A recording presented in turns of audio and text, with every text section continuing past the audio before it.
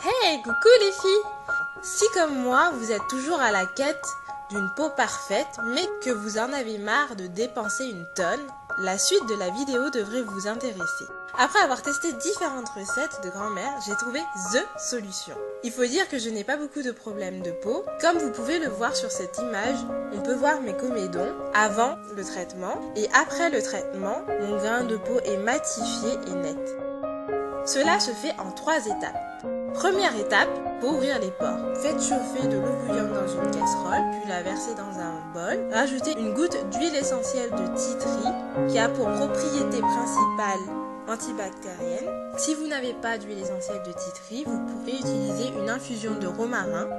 Ensuite, attachez vos cheveux pour pas que ça vous gêne. Ici, je fais un chignon sans attache que je vous expliquerai dans une prochaine vidéo. Après, prenez une serviette, puis mettez-la sur votre tête. Ainsi, la vapeur vous ouvrira les pores.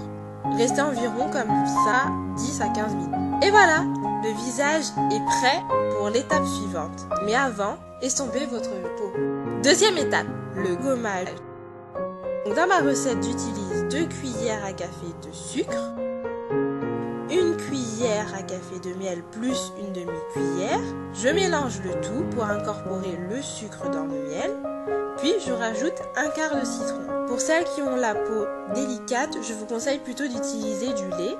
Ça y est, vous pouvez enfin l'appliquer sur votre visage pour vous débarrasser de toutes vos peaux mortes. Insistez bien sur la zone T, c'est-à-dire le nez, les ailes du nez, le menton et le... Si ça n'est pas assez liquide, vous pouvez y rajouter du jus de citron en plus. Puis enfin, rincez votre visage. Vous verrez que votre peau sera d'une extrême douceur.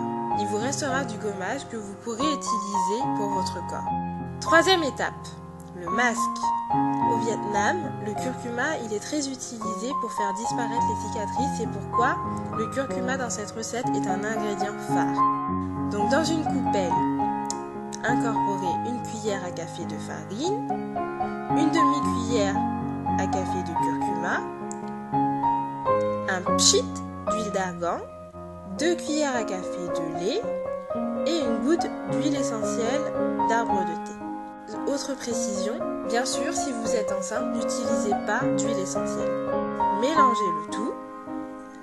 La texture doit être liquide, mais en même temps assez épaisse pour pouvoir vous l'appliquer. Appliquez en fines couches sur tout votre visage, bien sûr en évitant les yeux et les lèvres. Puis attendez 15 à 20 minutes jusqu'à que cela durcisse. Ensuite, rincez votre visage. Et voilà, pour ma part, le grain de peau est comme gommé, matifié.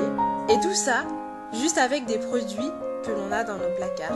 Mon petit plus, pour clarifier ma peau, j'utilise une pomme de terre crue qu'il faut éplucher avec un économe.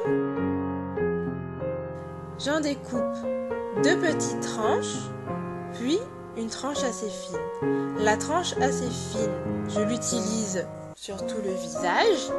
Comme vous pouvez le voir ici, il reste des excédents de curcuma. Pour enlever tout l'excédent de curcuma, je vous conseille d'imbiber sur un coton une eau micellaire. Puis avec les 2 tranches coupées précédemment, je les mets sur les cernes et je les laisse reposer pendant 10 à 15 minutes. Et voilà, c'est tout pour la recette d'aujourd'hui. J'espère que mes petits conseils vous aideront dans votre quête d'une belle peau.